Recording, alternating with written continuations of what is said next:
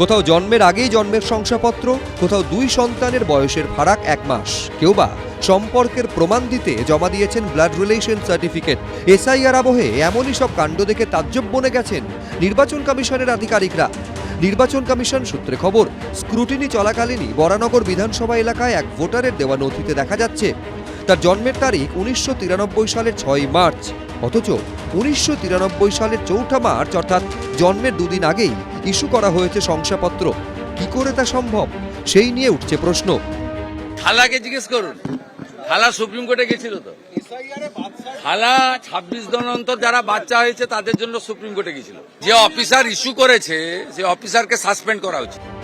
Commission সূত্রে খবর, ইতিমধ্যেই এই ঘটনায় সংশ্লিষ্ট ভোটারের বিরুদ্ধে আইনানুগ পদক্ষেপ নিতে ইআরওকে নির্দেশ দিয়েছে নির্বাচন কমিশন। এমনকি ওই ব্যক্তির নাম চূড়ান্ত ভোটার তালিকা থেকে বাদ দেওয়া হবে বলেও জানিয়েছে কমিশন। এ তো গেল বরানগরের কথা। এবার আসা যাক কলকাতা বন্দর এলাকা মেটিয়াবুরুজে। এখানে আবার দেখা যাচ্ছে এক ভোটারের 2 সন্তানের মধ্যে বয়সের ফারাক রয়েছে 1 মাসেরও কম। কমিশন সূত্রে খবর, মেটিয়াবুরুজে 55 নম্বর বুথের এক ভোটারের দেওয়া তথ্য অনুযায়ী এক ব্যক্তির 20 বছরে মোট 10টি সন্তান হয়েছে বলে দাবি করা হয়েছে। এর মধ্যে এক কন্যা সন্তানের জন্মের তারিখ 1990 সালের 5 ডিসেম্বর, আর এক কন্যা সন্তানের জন্মের তারিখ 1991 সালের 1 জানুয়ারি, অর্থাৎ মাঝে ফারাক 1 মাসেরও কম।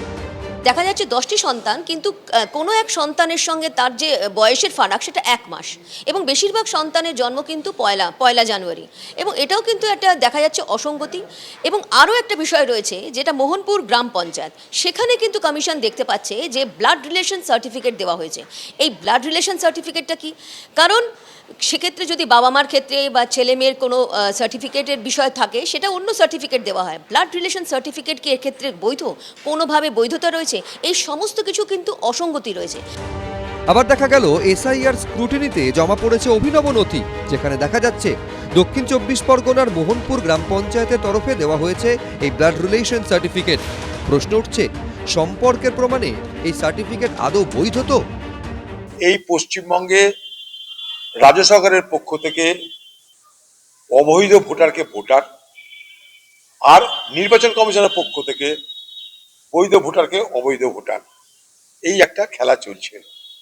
কারণ যে সমস্ত বানানে ভুল ভাল যা কিছু বেরোচ্ছে, যার জন্য মানুষের এত হয়রানি হচ্ছে, পশ্চিমবঙ্গের তৃণমূল পার্টি মুখ্যমন্ত্রী মমতা ব্যানার্জি দেখাতে চাইছে যে এগুলো সব নির্বাচন কমিশনের জন্য হচ্ছে, কিন্তু বাস্তবে এগুলো যারা করছে নিচে গণনা করাতে, আপনার রেকটিফিকেশন যারা করছে, যারা শুনানি করছে, যারা লিখছে, এনুমারেশন করছে, তাদের দায়িত্ব ছিল এগুলো। ভারতবর্ষের নির্বাচন কমিশন সারা ভারতবর্ষব্যাপী এসআইআর করার নামে একটা নতুন জুলুম রাজ তৈরি করেছে, এখানে কোনো ভুল নাই। তার মোকাবেলা করার জন্য যে ব্যবস্থা নেওয়া দরকার সেটা পশ্চিমবঙ্গ সরকার নিচ্ছে না। অসঙ্গতি ছবি উঠে এসেছে পূর্ব বর্ধমানের মেমারি থেকেও। কমিশন সূত্রে খবর, এসআইআর স্ক্রুটিনিতে দেখা গেছে মেমারির এই ভোটারের জমা করা এনুমারেশন ফর্মে তারিখের জায়গায় লেখা রয়েছে ////1987। সার্টিফিকেটে কি আছে না আছে এসব নিয়ে বিবাদ করাটা উচিত না। আমাদের মুখ্যমন্ত্রীর 3টে জন্ম সার্টিফিকেট বা জন্ম তারিখ, পিএইচডি, ভুয়ো ডিগ্রি, সার্টিফিকেটের কোনো হদিশ নেই। প্রধানমন্ত্রী যে দেশে হোল পলিটিক্যাল সায়েন্সে এমএ, সেখানে আপনি সার্টিফিকেটের স্যাংটিটি খুঁজে লাভ কি?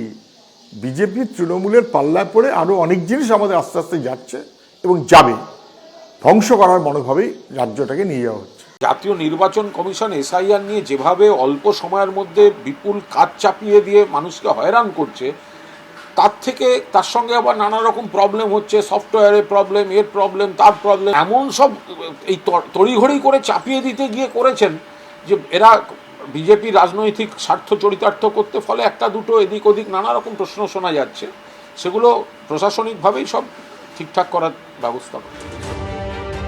ইতিমধ্যে এই ঘটনায় আইনানুগ পদক্ষেপ নিতে ইআরওকে লিখিত নির্দেশ দিয়েছে নির্বাচন কমিশন। রুমা পাল, শিবাশিস মৌলিক, রাজীব চৌধুরীর রিপোর্ট, এবিপি আনন্দ। এবিপি আনন্দ, এগিয়ে থাকে, এগিয়ে রাখে।